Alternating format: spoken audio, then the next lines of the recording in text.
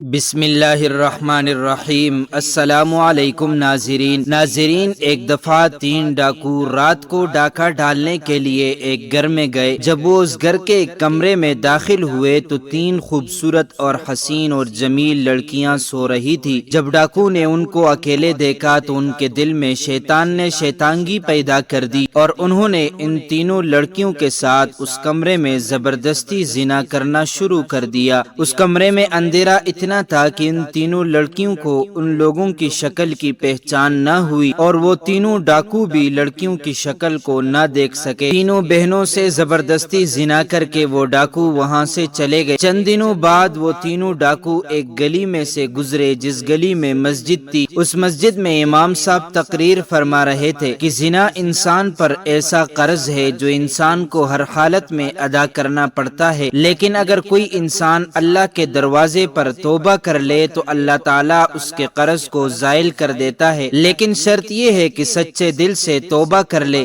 امام صاحب کی یہ بات ان تینوں کے دل کو جاگی، کیونکہ وہ تینوں بھی اکلوتے بہن کے بھائی تھے۔ ان تینوں نے کہا اگر ہماری بہنوں کو کسی نامحرم نے ہاتھ بھی لگایا تو ہم اس کی جان نکال دیں گے۔ دوسرے نے کہا کہ جو قرض ہم پر ہے وہ ہمیں ہر حالت میں اتارنا پڑے گا۔ تیسرے نے کہا گناہ ہم نے کیا ہے اور سزا ہماری معصوم بہن کو بھگتنی پڑے گی۔ ایسے بھائی کے زندہ رہنے سے تو اچھا ہے کہ وہ پانی میں ڈوب کر مر جائے۔ اب تینوں کو اپنے گناہ کا احساس ہو گیا اور انہوں نے ایک دوسرے سے کہا کہ اس کی تلافی کیسے کی جائے۔ وہ تینوں اس گلی میں پشیمان ہو کر بیٹھ گئے۔ پھر ایک نے کہا امام صاحب کے پاس جا کر مدد لیتے ہیں۔ اس کے بعد وہ مسجد کے اندر داخل ہوئے، امام صاحب کو ساری صورتحال سے آگاہ کیا۔ امام صاحب نے کہا میرا رب بڑا غفور الرحیم ہے، اگر وہ معاف کرنے پر آئے تو 100 قتل کرنے والوں کو بھی معاف کر دیتا ہے، لیکن اگر پکڑنے لگے تو ایک ریشم کے داغے جتنے گناہ سے بھی پکڑ لیتا ہے، لیکن اگر تم سچے دل سے اس کے دروازے پر توبہ کرتے ہو تو وہ غفور الرحیم ہے، تمہیں ضرور معاف فرما دے گا، لیکن میرا رب اس وقت تک تمہیں معاف نہیں کرے گا جب تک وہ 3 لڑکیاں تمہیں معاف نہیں کریں گی۔ وہ لڑکیوں کی طرف چل پڑے۔ چلتے چلتے وہ ان تینوں لڑکیوں کے گھر میں پہنچ گئے۔ جب وہ تینوں ڈاکو وہاں پہنچے تو انہوں نے دروازہ کھٹکھٹایا تو ایک بہن باہر آئی اور دروازہ کھولا اور پوچھا کہ تم کون ہو اور یہاں کیا کرنے آئے ہو؟ ان تینوں میں سے ایک نے کہا ایک ضروری کام تھا جس کو پورا کیے بنا ہمیں سکون نہیں آ رہا۔ ان کی باتوں سے اس لڑکی کو تسلی ملی اور وہ تینوں کو اندر لے گئی۔ جب وہ اندر داخل ہوئے تو باقی 2 بہنیں رو رہی تھیں۔ انہوں نے پوچھا کہ تم رو کیوں رہی ہو اور کیا تمہارے ماں باپ نہیں؟ تو انہوں نے کہا ہمارا ایک بزرگ باپ تھا، ایک رات وہ کسی کام سے باہر گیا تو 3 ڈاکو نے ہم پر حملہ کر دیا اور ہم تینوں کو اکیلا پا کر ہمارے ساتھ زبردستی کی، اور جب یہ خبر ہمارے بوڑھے باپ نے سنی تو وہ یہ بات برداشت نہ کر سکا اور وہ اسی وقت اسی دنیا سے رخصت ہو گیا۔ یہ سن کر ان تینوں میں سے ایک بولا کہ تم ان تینوں آدمیوں کو جانتی ہو جنہوں نے تمہارے ساتھ یہ ظلم کیا؟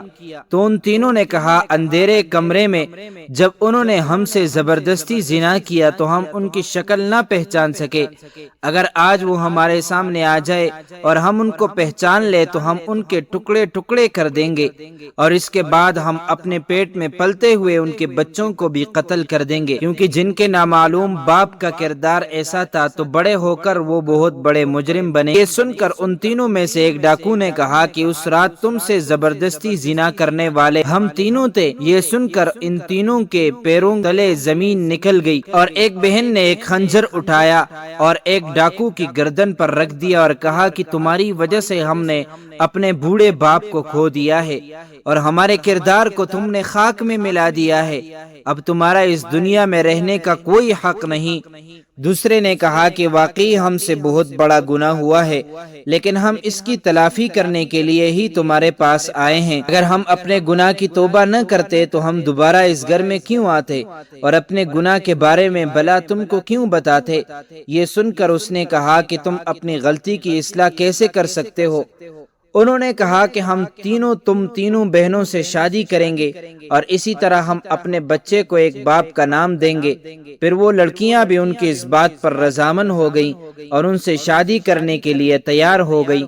لیکن تھوڑی دیر بعد ان ڈاکو میں سے ایک ڈاکو نے کہا کہ ہم نہیں جانتے کہ ہم میں سے کس ڈاکو کا کس لڑکی کے پیٹ میں بچہ پل رہا ہے۔ یہ بات سن کر سب پریشان ہو گئے۔ تھوڑی دیر سوچنے کے بعد انہوں نے کہا ہم امام مسجد کے پاس چلتے ہیں اور اس سے اس مسئلے کا حل نکال لیتے ہیں۔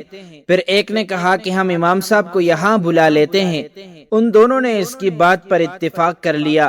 پھر ایک ڈاکو امام صاحب کو لے کر حاضر ہوا اور امام صاحب کو تمام صورتحال سے آگاہ کیا۔ تھوڑی دیر سوچنے کے بعد امام مسجد نے ان تینوں ڈاکوؤں کو ایک لائن میں کھڑا کر دیا اور پھر ایک لڑکی کو کہا کہ تم ان تینوں کے سینے سے ناک لگا کر خوشبو سونگو، کیونکہ جب ان تینوں کے قریب جاؤ گی تو تمہیں ایک عجیب اور غریب خوشبو محسوس ہوگی، کیونکہ ہر مسلمان چاہے جتنا ہی گناہگار ہو، اگر اس نے نبی کا کلمہ پڑھ لیا ہو تو اس کے جسم سے ایک عجیب اور غریب خوشبو نکلتی ہے، اور وہ خوشبو ہر ایک میں مختلف ہوتی ہے، اور جب تم ان تینوں میں خوشبو سونگو گی تو تمہیں محسوس ہوگا کہ اس دن کون سا ڈاکو تمہارے قریب آیا تھا۔ یہ سن کر وہ تینوں بڑے حیران ہوئے، اور پھر ایک لڑکی تینوں کے قریب گئی اور خوشبو سونگنے کے بعد کہا کہ امام صاحب مجھے پتہ چل گیا ہے کہ اس رات یہی نوجوان میرے قریب آیا تھا۔ پھر امام صاحب نے اس لڑکی اور لڑکے کو علیحدہ بٹھا دیا، پھر دوسری لڑکی کو کہا کہ ان دونوں میں سے چیک کرو اور پھر بتاؤ کہ ان میں سے کون سا شخص تھا جو تمہارے قریب آیا تھا۔ دوسرا آدمی ہے جس سے خوشبو آ رہی ہے، جو اس رات زبردستی کرتے وقت اس کے جسم سے آتی تھی۔ امام صاحب نے اس کو بھی علیحدہ بٹھا دیا اور پھر تیسری لڑکی کو کہا کہ یہ آخری نوجوان تمہارا گنہگار ہے۔ امام صاحب کی عقل مندی دیکھ کر وہ سب بڑے متاثر ہوئے۔ پھر امام مسجد نے ان تینوں کا نکاح پڑھا دیا اور ان تینوں نے اپنی غلطی کی تلافی کر کے ہنسی خوشی زندگی گزارنے لگے۔ اور جب 1 سال بعد تینوں کے بچے پیدا ہوئے تو ان کی شکلیں اپنے اپنے باپ پر تھیں۔ نتیجہ یہ نکلا کہ جو اللہ تعالیٰ سے سچی توبہ کر لیں،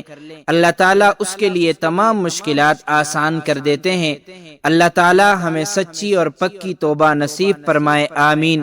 دوستو، چلتے چلتے ہمیشہ کی طرح وہی ایک آخری بات عرض کرتا چلوں کہ اگر کبھی بھی اس چینل پر آپ کو کوئی ویڈیو، قول، واقعہ، کہانی یا تحریر وغیرہ اچھی لگا کرے تو دیکھنے اور سننے کے بعد مزید تھوڑی سی زحمت فرما کر اپنے دوستوں سے بھی شیئر کر لیا کیجئے۔ یقین کیجئے کہ اس میں آپ کا بمشکل ایک لمحہ صرف ہوگا، لیکن ہو سکتا ہے کہ اس ایک لمحے کی اٹھائی ہوئی تکلیف سے آپ کی شیئر کردہ تحریر، ویڈیو یا قول ہزاروں لوگوں کے لیے سبق آموز ثابت ہو۔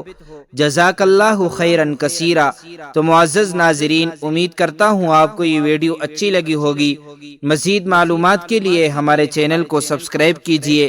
اگر زندگی کے لمحات مزید باقی رہے تو آپ کے لیے ایک اور بہترین ویڈیو لے کر حاضر ہوں گا۔ تب تک کے لیے اللہ